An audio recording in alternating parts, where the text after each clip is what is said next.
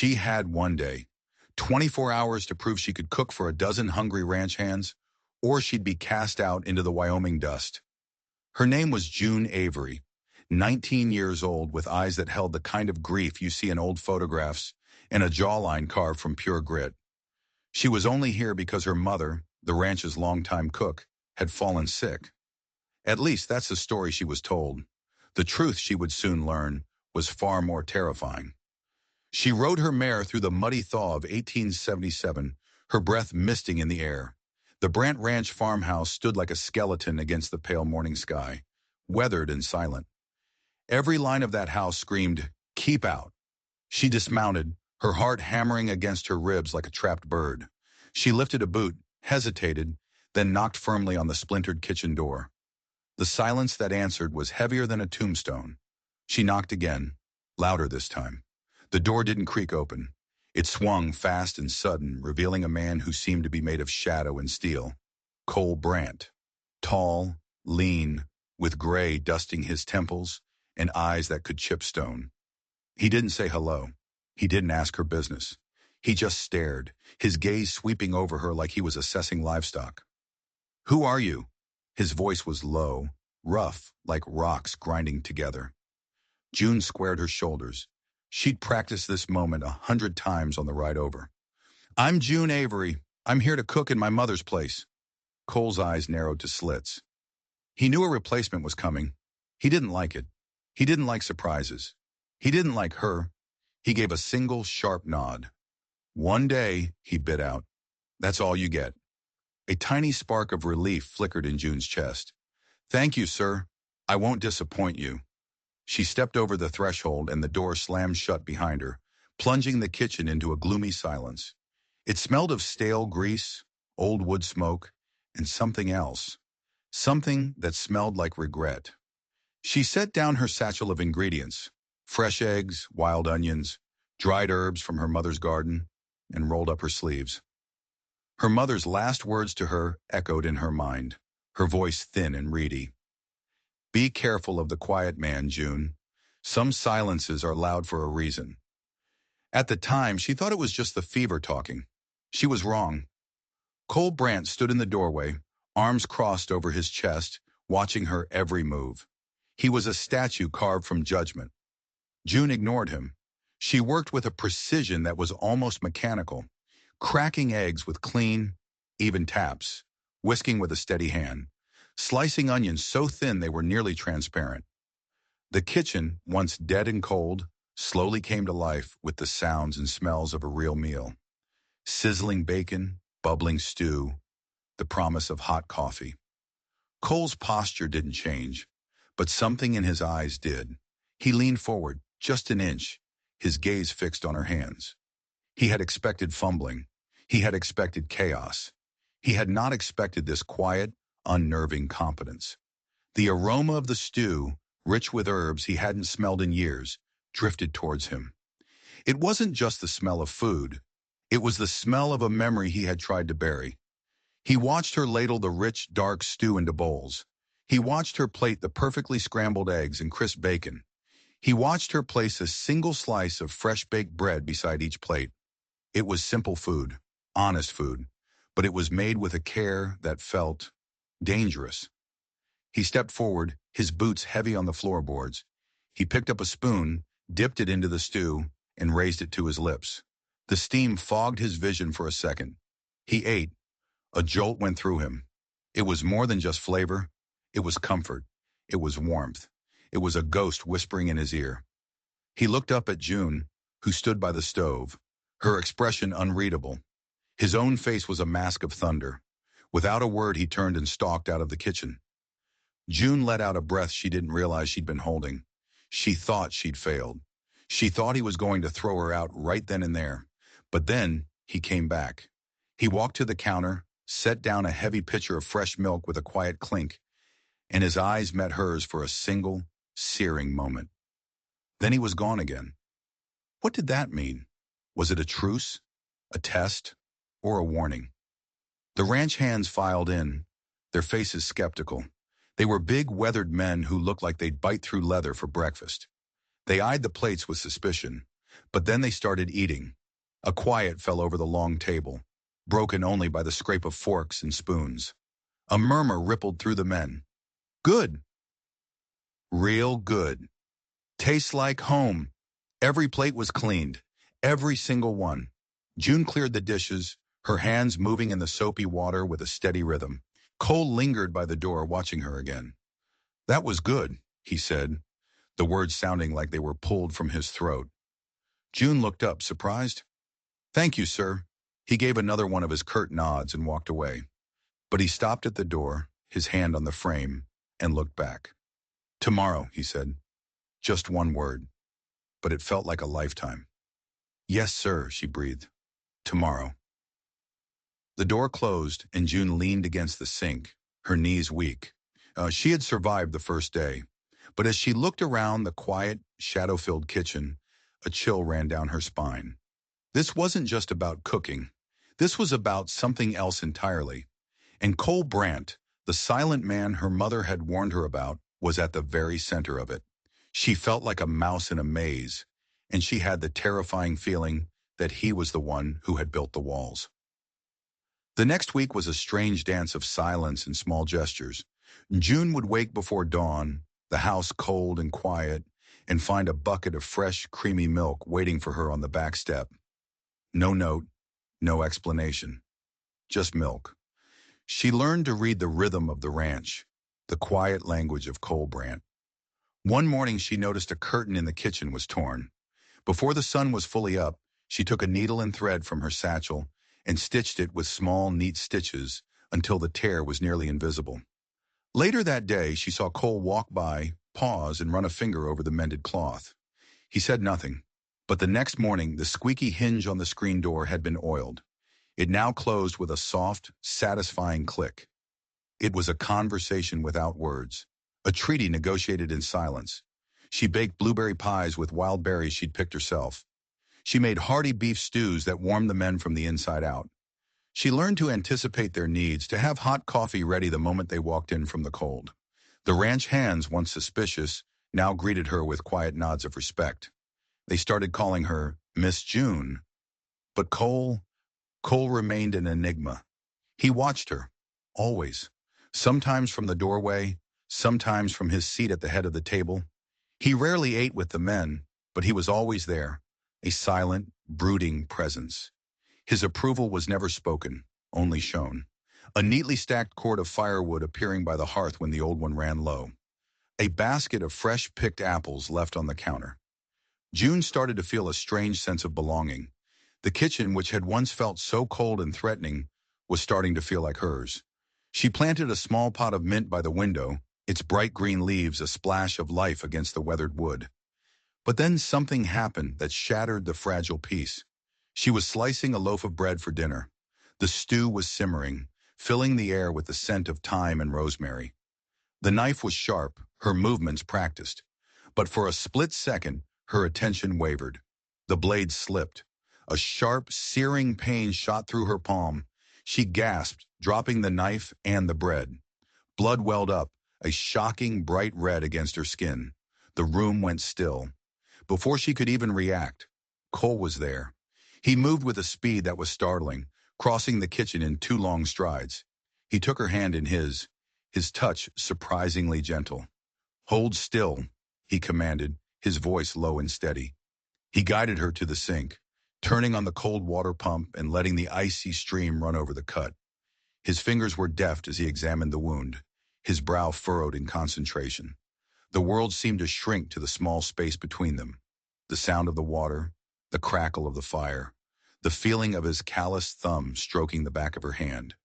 He wrapped a clean linen cloth around her palm, his movements efficient and sure. Too sure. It felt like he'd done this 100 times before. As he tied the knot, his eyes, dark and intense, met hers. The air crackled with a tension that had nothing to do with her injury. It was something older, deeper. You'll eat with the men tonight, he said, his voice softer than she'd ever heard it. I'll finish up here. June was too stunned to argue. She took a seat at the long table, the white cloth a stark bandage on her hand. The ranch hands fell silent as Cole brought the bowls of stew, placing one in front of her with a steady hand. He held her gaze for a moment longer than necessary.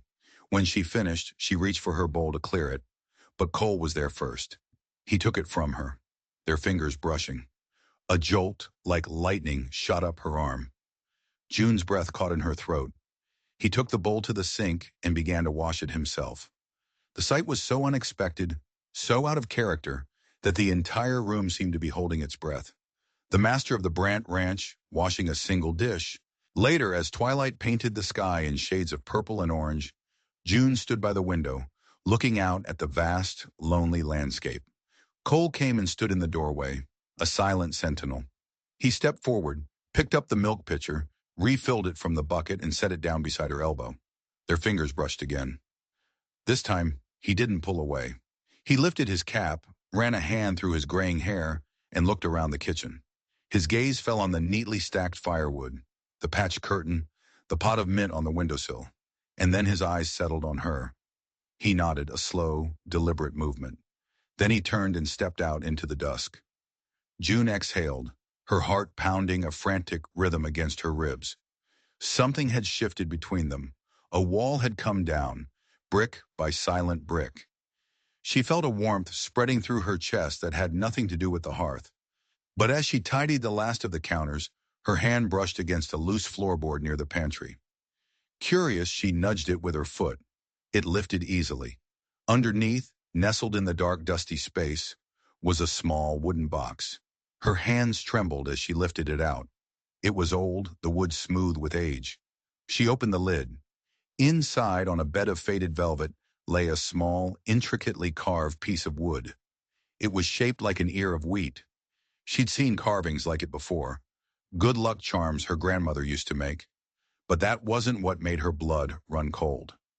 Tucked beside the carving was a small leather-bound diary, and on the first page, in elegant, faded cursive, was a name.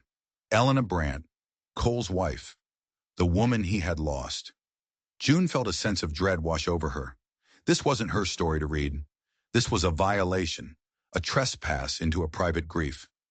She should put it back, nail the floorboard down, and forget she ever saw it. But she couldn't. Her mother's warning echoed in her ears. Some silences are loud for a reason. The silence in this house was deafening, and she had a terrible feeling that the reason was hidden within the pages of this diary. With a trembling hand, she turned the page. The first few entries were filled with hope. October 1875. We are finally here. Wyoming. The land is vast and wild, but Cole says we will build a home here. Our home. He brought me a wild rose today, its petals the color of the sunset. November 1875. The kitchen is my sanctuary. Cole built me shelves for my spices with his own two hands. I baked him a plum pie, his favorite. He said it tasted of sunshine. I pressed a tiny grain of wheat into the crust for good fortune. It will be our tradition. June's fingers stilled. A plum pie. A grain of wheat. The memory of Cole's strange reaction to her first stew, the intensity in his eyes suddenly clicked into place. She had used herbs from her mother's garden, herbs that maybe, just maybe, were the same as Elena's. She hadn't been cooking for Cole. She'd been cooking for his ghost. She kept reading, the elegant script painting a picture of a life filled with simple joys and a deep, abiding love. But then the tone began to change. The entries grew shorter, the handwriting more frantic. March 1876. The new ranch hand, Silas, watches me. His eyes linger too long. I told Cole, but he just said Silas is a good worker, that I shouldn't worry, but I do. April 1876. Silas left a dead bird on the kitchen doorstep this morning. He said it was a gift. When I screamed, he just smiled. Cole was furious. He confronted Silas, but the man just denied it, blaming a wild cat. Cole believed him. Why does he believe him? May 1876. I feel like a prisoner in my own home. Silas is always there, just at the edge of my vision, in the barn, by the woodpile. I saw him watching me through the kitchen window last night. I dropped a plate, and the sound of it shattering felt like my own heart breaking. June's own heart was pounding. She knew the name. Silas, a quiet, surly ranch hand with cold eyes who always kept to himself. He was still here, still working on the Brant Ranch. She read the final entry, the ink smudged as if by tears. June 1876. Cole is distant. He thinks I am imagining things, that the loneliness is getting to me. He doesn't see the way Silas looks at me, the way he says my name. It's my birthday tomorrow. Cole is going into town for supplies. I am going to bake him a plum pie or special pie. I will make him listen. I will make him see. I have to. I am so afraid. That was the last entry. June slammed the diary shut, her breath coming in ragged gasps. Elena hadn't just died. She had been terrified. She had been stalked. And Cole hadn't listened. A cold, horrifying thought began to form in her mind. Cole hadn't just been testing her cooking. He had been testing something else. He had been watching to see how the other men reacted to her, to see how Silas reacted to her. She wasn't a cook. She was bait. The sound of footsteps on the porch made her jump. She shoved the diary and the box back under the floorboard just as the kitchen door opened. It was Cole. He was holding something in his hand. He walked over to the hearth where the fire had burned down to glowing embers. "Cold night," he said, his voice quiet. He didn't look at her. He knelt by the fire, and the orange light flickered across his face, carving deep shadows under his eyes. He set the object down on the hearthstone. It was another wood carving, an ear of wheat just like the one in the box, but newer, the edges still sharp.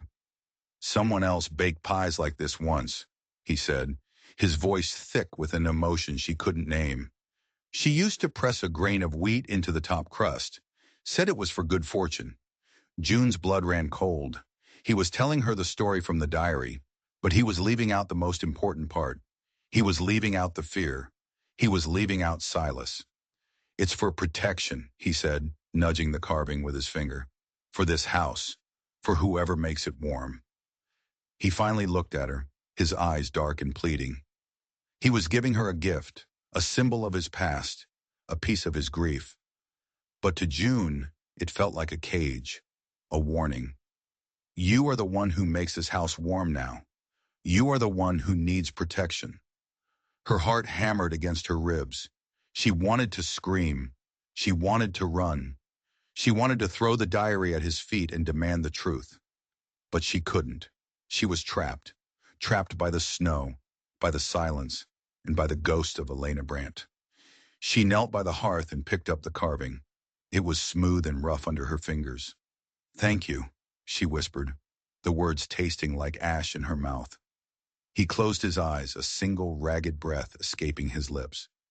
June rose slowly and did the only thing she could think to do. She placed a hand gently on his arm. His muscles were bunched and tight beneath his shirt. "It means more than you know," she said, her voice a lie. He looked down at her hand, then back at the fire. "It needed a place," he said, his voice rough. They stood like that for a long moment, the only sound the crackle of the dying fire.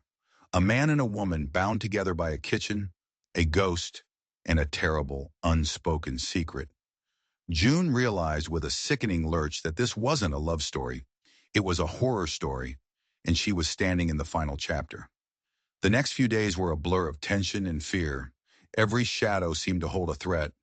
Every creak of the floorboards made her jump. She watched Silas from the corner of her eye.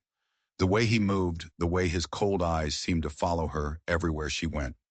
He never spoke to her, but his silence was more menacing than any threat. She felt Cole's eyes on her, too. He was watching, waiting. But for what? For Silas to make a move? For her to break? She felt like a pawn in a twisted game she didn't understand. The small acts of care, the milk on the doorstep, the firewood by the hearth, no longer felt like kindness. They felt like a tightening leash. He was keeping her close, keeping his bait from escaping. Then the letter arrived. A writer brought it from town, a small, sealed envelope addressed to her. It was from her mother. Her hands shook as she opened it. The handwriting was weak, spidery. "My dearest June, the fever has broken. I am feeling stronger every day. But the doctor says I must rest for a few more weeks. The winter frost is coming early this year. Harvest what you can and come home.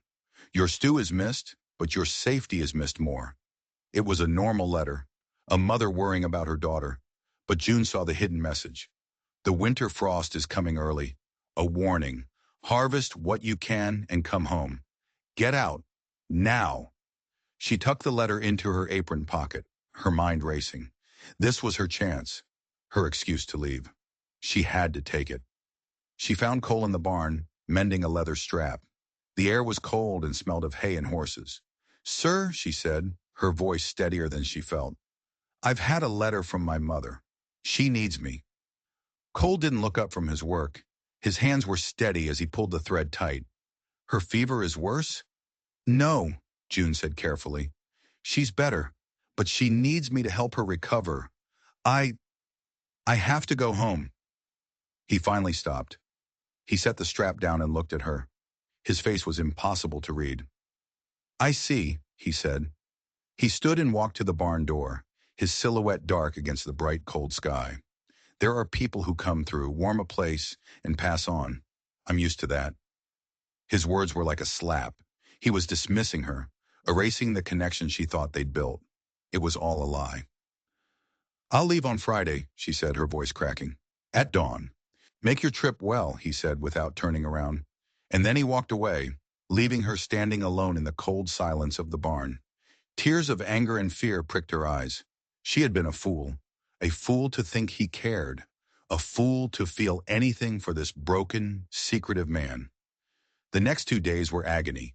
She cooked and cleaned on autopilot, her body moving through the motions while her mind screamed at her to run. She packed her small bag in secret, hiding it under her cot. She avoided Cole, and he seemed to be avoiding her. The silence between them was back, thicker and colder than ever. On her last night, a storm blew in. The wind howled around the ranch house, rattling the windows like angry spirits. Sleep was impossible. She lay on her cot, listening to the storm, her heart pounding in time with the wind. She thought about Elena's diary, about her fear. She thought about her mother's warning. She had to get out. But then she thought about the look in Cole's eyes when he had given her the wheat carving.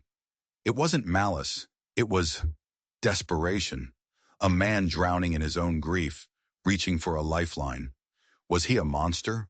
Or was he just a man haunted by a mistake he couldn't fix? Just before dawn, the storm broke. The wind died down, leaving an eerie silence. June crept out of her room, her bag in her hand. She had to leave now, before anyone was awake. She tiptoed through the dark kitchen, her hand on the handle of the back door. She paused, taking one last look at the room that had been her world for the past few weeks. The hearth was cold. The pot of mint on the windowsill drooped slightly. She pulled the door open and stepped out onto the porch. And then she stopped dead. The entire porch roof, which had been leaking during the storm, had been repaired. Freshly cut shingles were nailed neatly in place. A new support beam had been set. The steps, which had been rickety, were now solid and firm. A stack of freshly split, dry firewood stood by the door, enough to last a week. He had been working all night, through the entire storm, not for his own convenience, but for hers, so her memory of this place would be safe and dry, so she would have a clear path to leave. It wasn't a leash. It was an apology, a wordless confession. She turned around. He was standing in the kitchen doorway, his jacket damp, his face etched with exhaustion. "I worked last night," he said, his voice quiet. "I didn't want you to leave in the rain." June stepped closer, the tears she'd been holding back finally falling. "You did that? For me?" He nodded, his gaze fixed on her face. "For what you planted here," he said, and his eyes flickered toward the mint plant on the windowsill. This was her chance. She could walk away. She could ride off into the dawn and never look back. Go home to safety, to her mother. Or she could stay. She could stay and fight. For Elena. For Cole. For the truth. She looked from Cole's weary face to the dark shape of the barn, where Silas would be sleeping. She thought of the last line in Elena's diary. "I will make him listen. I will make him see." Elena never got the chance, but June did. She set her bag down on the porch. She wiped the tears from her cheeks with the back of her hand and looked Cole straight in the eye. "I'm staying," she said, "but not for you. Not yet. I'm staying for her." A flicker of understanding, and then pain, crossed Cole's face. He knew what she meant. He knew that she knew. "And one more thing," June said, her voice hard as steel. "You're going to tell me everything." He told her everything. They sat at the long kitchen table as the sun rose, the weak morning light painting the room in shades of gray. The coffee she made sat untouched between them. Cole's voice was a low, ragged monotone, the sound of a man confessing his sins to the gallows. He told her about Elena, about her light, her laughter, the way she could make the most stubborn flower grow in the harsh Wyoming soil. He told her about Silas, how he'd hired him, thinking his quiet nature meant he was a hard worker, how he'd dismissed Elena's fears as foolishness, the product of isolation and a nervous disposition. "I didn't see it," he rasped, his hands clenched into white-knuckled fists on the table. "I was proud. I was stubborn. I thought I knew best. I told her she was imagining things." He told her about the day she died. He'd come back from town to find the house silent. The plum pie she'd promised to bake was sitting on the counter, the ingredients laid out but untouched. He found her by the old well at the edge of the property. They said she slipped on the wet stones, hit her head. A tragic accident. But Cole knew better. He saw the look in Silas's eyes at the funeral, a flicker of triumph. He found a single, perfect wild rose, just like the ones he used to give Elena, crushed into the mud near the well. He knew Silas had been there. He knew he was responsible, but he had no proof. The sheriff had ruled it an accident. The case was closed. "For years," Cole said, his voice breaking, "I've been living in this house with her killer, eating at the same table, watching him walk on the land she loved. I had no proof, nothing but a sickness in my gut." He finally looked at her, his eyes hollow with years of grief and guilt. "When you came, you were so much like her, not in looks, but here." He tapped his chest. "Your spirit, your kindness, the way you brought this kitchen back to life. I saw it, and I knew. I knew he would see it too." June felt a wave of nausea. "You used me," she whispered. "Yes," he said without flinching. "I did. I watched him. I waited for him to make a mistake, to do something, say something that would prove what he did. It was a monstrous thing to do, and I am sorry for it." The apology hung in the air between them, thin and fragile. June thought of the fear she had felt, the sleepless nights, the feeling of being trapped. But she also thought of Elena's last words. "I will make him see." "We're going to finish what she started," June said, her voice gaining strength. She stood and walked to the counter where the ingredients for Elena's pie still seemed to linger like a ghost. "We're going to make him see." A plan began to form in her mind, a dangerous, risky plan, but it was the only way. That afternoon, June went out to the pantry. She gathered flour, sugar, butter, and from a small private stash she had brought with her, she took a jar of the juiciest, darkest plums. She was going to bake a pie, Elena's pie. She worked all afternoon, the kitchen her stage. She rolled the dough, her movements deliberate and precise. She mixed the filling, the sweet, dark scent of the plums filling the air. And just as Elena had written in her diary, she took a tiny piece of dough and rolled it between her fingers, shaping it into a perfect grain of wheat. She pressed it gently into the center of the crust. She could feel eyes on her. She glanced at the window and saw him. Silas, standing by the woodpile watching her, a strange, small smile on his face. The same smile he must have given Elena. A chill ran down her spine, but she didn't let it show. She slid the pie into the hot oven and went about preparing the rest of the dinner. That evening, the ranch hands filed in, drawn by the incredible aroma. June brought the pie to the table. It was beautiful. The crust was a perfect golden brown, the plum filling bubbling underneath, the small wheat symbol, a testament to a love that had been stolen. She cut the first slice and placed it in front of Cole's empty chair at the head of the table. Then she began serving the other men. When she got to Silas, she paused. "A special piece for you, Silas," she said, her voice sweet as poison. She cut the slice with the wheat symbol and placed it on his plate. His eyes flickered with a strange light. He looked from the pie to June, and then to Cole, who had just walked in and was standing in the doorway, his face a mask of stone. Trying to replace the dead little girl? Silas sneered, his voice a low growl. The other men looked up, startled. The friendly chatter died. This pie isn't for the dead, June said, her voice ringing with clarity. It's for the living, so they don't forget. Cole stepped forward. You remember this pie, don't you, Silas? He said, his voice dangerously quiet. Elena was going to bake it for me. The day you followed her to the well? Silas paled. He pushed his chair back, his hand inching towards the hunting knife on his belt. I don't know what you're talking about. It was an accident. Was it an accident when you left the dead bird on her doorstep? June challenged. Or when you left the rose by her body? Silas's eyes widened in shock. How could she know that? He looked at Cole, then back at June, his face contorting with rage. He lunged, not at Cole, but at her. He never made it.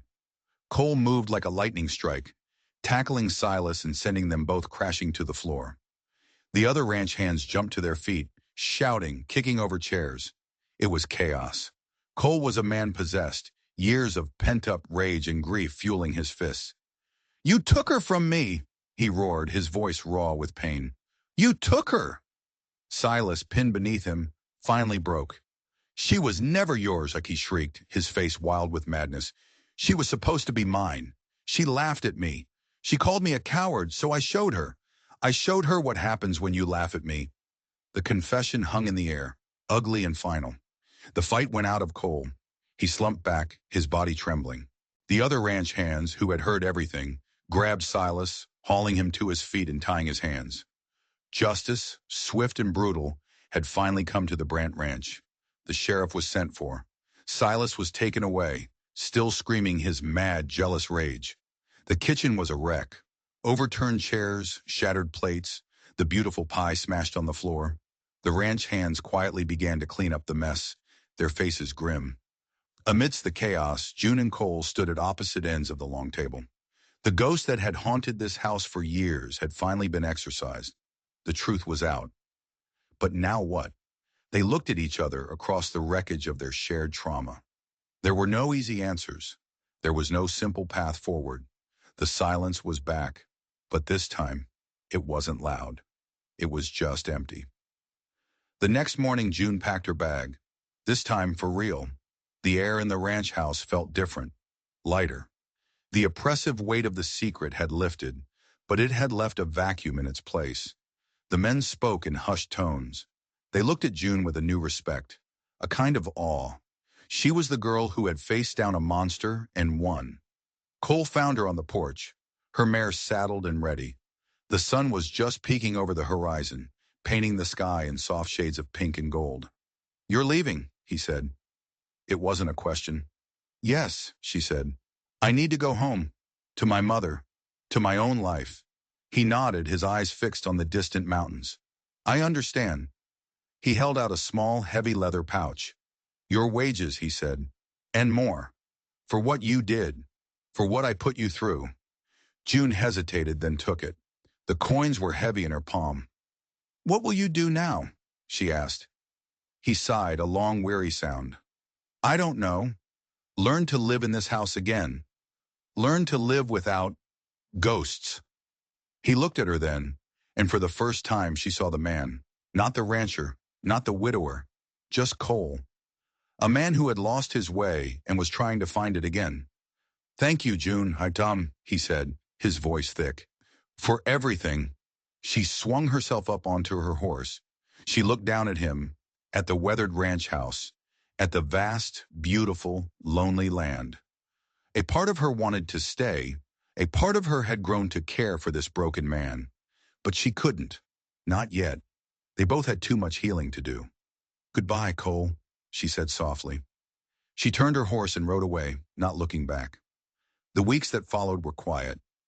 June helped her mother, who was indeed recovering, regain her strength. She told her everything that had happened, the edited version, leaving out the most terrifying parts. Her mother listened, her eyes full of a wisdom that June was only just beginning to understand. Together they made a decision. They wouldn't go back to cooking for other people. They would build something for themselves. They took the money Cole had given her and bought a small, rundown diner on the edge of town. It wasn't much, but it was theirs. They worked tirelessly, cleaning, painting, and repairing. June planted an herb garden out back. Her mother sewed new curtains. They called it Avery's Table. One day, while unpacking a crate of her mother's old things, June found it. A small carved ear of wheat, snapped clean in two. It was the one her mother had warned her about. Now she understood. Her mother hadn't just been sick. She had fled. She had seen the darkness in Silas, felt the tension in the ranch house, and had gotten out before it consumed her. The broken charm was a symbol of a connection that had been severed. June took the two halves and placed them on the mantelpiece above the new stone hearth they had built in the diner, a reminder of the past, but not a ghost to haunt them. Word of their diner spread. People came for June's hearty stews and her mother's flaky pies. They came for the warm, welcoming atmosphere. Avery's Table became more than just a place to eat. It became a heart for the small community. June was happy. She was building a life, a future. But sometimes, late at night, after the last customer had gone, she would stand by the window and look out at the dark road, wondering about a quiet rancher in his lonely house. She missed him. She missed the silent conversations, the shared space, the feeling of bringing warmth to his cold, empty world. One afternoon, she was kneading dough for her famous cornbread. She thought of Cole, of the first meal she'd ever made for him. She took a scrap of paper and a pencil and wrote down the recipe. On the back, she added a few lines. Some hearths are meant to be shared. My door is always open. She folded it, put it in an envelope, and gave it to a traveling merchant who was heading north into Wyoming territory. She didn't know if it would ever reach him. It was a message in a bottle, cast into a sea of dust and distance. But she had to try. Back at the Brant Ranch, the silence had returned, but it was a different kind. It was peaceful. Cole ran the ranch with a new purpose. He had fired a few of the men who had been too close to Silas and hired new ones. The atmosphere was lighter, the work more honest. But the house was empty. The kitchen was cold. He ate his meals mechanically, the food tasteless and bland. Every corner of the house reminded him of June. The mended curtain, the oiled hinge, the faint scent of mint that still clung to the air by the window. He missed her more than he thought possible. He had let her go. It was the right thing to do, the noble thing to do, but it felt like he had cut out his own heart. Weeks turned into a month. He was beginning to lose hope. He was beginning to think he was destined to live out his days alone with his memories. Then the merchant arrived. He handed Cole a dusty, crumpled envelope. From a lady down south, the merchant said, runs a diner called Avery's Table. Said you might appreciate her cornbread. Cole's hands trembled as he took the letter. He recognized the neat, tidy script immediately. He read the recipe, and then he turned it over and read the words on the back. Some hearths are meant to be shared. My door's always open. A dam inside him broke. Years of grief, guilt, and loneliness came pouring out. He sat at the long, empty kitchen table and wept. He wept for Elena. He wept for the years he had wasted. And he wept with a hope so fierce it felt like pain. He didn't wait. He packed a small bag, saddled his strongest horse, and left the ranch in the care of his most trusted foreman. He rode south, the crumpled piece of paper tucked safely in his pocket, a compass pointing him towards his future. He rode for days, fueled by coffee and hope. He finally arrived in the small, dusty town. It didn't take him long to find it. A clean, welcoming building with a hand-painted sign, Avery's Table, and above the name, a small, newly carved golden ear of wheat. His heart hammered in his chest. He took a deep breath, swung himself off his horse and walked toward the door. This was it. He wasn't bringing firewood to mend a leaky roof. He wasn't bringing a piece of his broken past. He walked past the small garden, noticed a patch of freshly turned earth, and smiled. He knew what he would bring. He pushed the door open. The bell above it jingled softly. The diner was warm and filled with the scent of spices and baking bread. It was filled with life.